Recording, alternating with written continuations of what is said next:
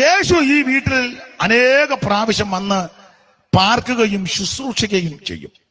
വീട്ടുകാർക്ക് ഒരു മടുപ്പുമില്ല. യേശുവിനെ നന്നായിട്ട് ശുശ്രൂഷിക്കും. മാർത്താമ്മയാണെങ്കിൽ അടുക്കളയിൽ നിറങ്ങാൻ നേരെ നന്നായിട്ട് ഭക്ഷണം ഉണ്ടാക്കുന്ന ഒരു ശുശ്രൂഷയാണ് ഇല്ലേ? അയ്യോ, അതല്ലയോ മെയിൻ ശുശ്രൂഷ. അതിനെന്തേലും അപാകത പറ്റിയാൽ ഞങ്ങൾക്ക് ഇങ്ങനെ നിൽക്കാൻ പറ്റുമോ ഇവിടെ? മനസ്സിലായില്ല? കാപ്പിപ്പൊടിക്ക് പകരം നള്ളയെടുത്ത് ബിമ്മ് കലക്കാതിരുന്നെങ്കിൽ ഇങ്ങനെ നിൽക്കാൻ പറ്റുമോ? അപ്പൊ അതല്ലേ മെയിൻ ശുശ്രൂഷ. പിന്നെ ഭക്ഷണം ഉണ്ടാക്കുന്നൊരു വലിയ ശുശ്രൂഷയാ. ചില പെണ്ണുങ്ങൾ അങ്ങ് അടുക്കള കിടന്ന് അയ്യോ, ഞാൻ ഈ വീട്ടിൽ വന്ന് എനിക്ക് അടുക്കള നിറങ്ങ. അയ്യോ,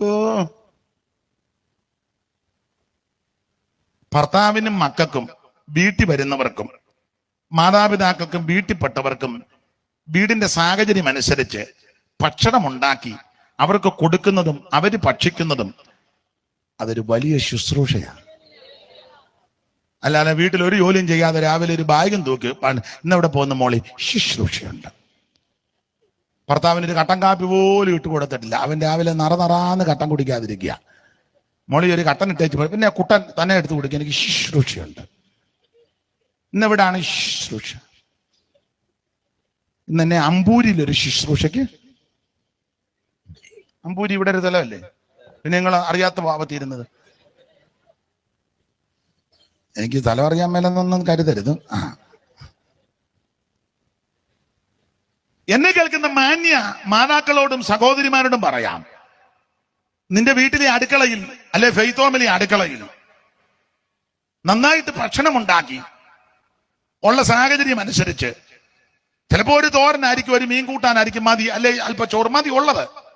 അത് നന്നായിട്ടുണ്ടാക്കി നിങ്ങളുടെ ഭർത്താവിനും മക്കൾക്കും വീട്ടിൽപ്പെട്ടവർക്കും അതിഥികളുണ്ടെങ്കിൽ അവർക്കുമൊക്കെ കൊടുത്ത് അവരത് ഭക്ഷിക്കുന്നതും തൃപ്തിപ്പെടുന്നതും ഒരു വലിയ ശുശ്രൂഷയാണ്. അല്ല, ചില പെണ്ണുങ്ങൾ ധരിച്ചേക്കുന്നത് 7 പോയിന്റുമായിട്ട് സ്റ്റേജിൽ കയറി ശക്തിയോടെ ഒരിക്കൽ കൂടെ 100. അതും ശുശ്രൂഷയാ.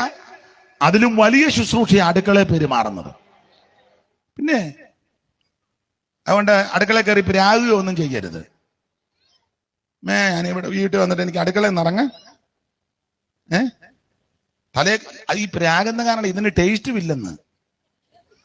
പ്രാഗിയും ആവശ്യമില്ലാത്ത തിന്നാൻ തന്നിരിക്കുക, കറിക്കരിയ, കയ്യും മുറിഞ്ഞ് ഗുണവും വരികയല്ല. മീൻ വെട്ടി തേച്ച് കഴുകി അത് കൂട്ടാൻ വെക്കുമ്പോൾ ഇരിക്കുക, മീൻ മാത്രമേ കയറ്റുള്ളൂ. ഓരോന്ന് പറയുന്നതാ. എന്നാലും അതിന് പുളിയും കൂടി അടിയിലും പിടിച്ചു. കണ്ടോ? നീ ഇപ്പൊ രാഗി അലക്കുകയും ചെയ്യുന്നതാ ഇത് ഗുണമാകാതെ വരുന്നത്. എന്നാ മറുവശം നീ സ്തോത്രം പറഞ്ഞൊന്ന് ചെയ്തേ. സ്വോത്രം സ്വോത്രം സ്വോത്രം സ്വോത്രം സ്വോത്രം. അതിന് ടേസ്റ്റും കൂടും, കടിക്കുന്നവനും ഗുണമാകും, നിനക്കും ഗുണമാകും, നിന്റെ സന്തതിക്കും ഗുണം വരും. സ്തോത്രം ഒരു ശുശ്രൂഷയാണ്.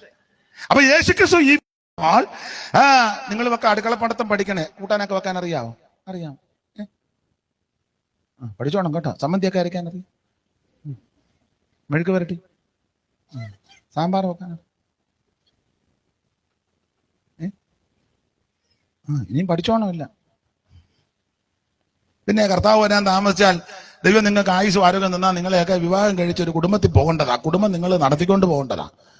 നാളെ ഞാൻ പറഞ്ഞ പൊരുത്തി പറഞ്ഞ് ഞാൻ മടത്തി പോകുമെന്ന്. അങ്ങോട്ടേയല്ല, അവിടെ ഒന്നാമത്തെ കല്യാണം കഴിക്കാതെ ഇരിക്കുക പലതും. നിന്നെ അച്ഛനകത്തിട്ട് വാർക്കും. നിങ്ങളൊക്കെ അവിടെ ചെന്നാൽ ജോലിയൊന്നും ചെയ്യേണ്ടതാണ്. അല്ല, ജയിലായി അല്ല, ശരിയാക്കും നിന്നെ. ഒരു ശുശ്രൂഷയായിരുന്നു. അപ്പൊ യേശുക്രിസ്തു ഈ വീട്ടിൽ വന്ന് അനേക പ്രാവശ്യങ്ങൾ പാർത്ത് കർത്താവിനെയും മാർത്തയും മറിയയും ഈ സഹോദരിമാർ നന്നായിട്ട് ശുശ്രൂഷിച്ചു.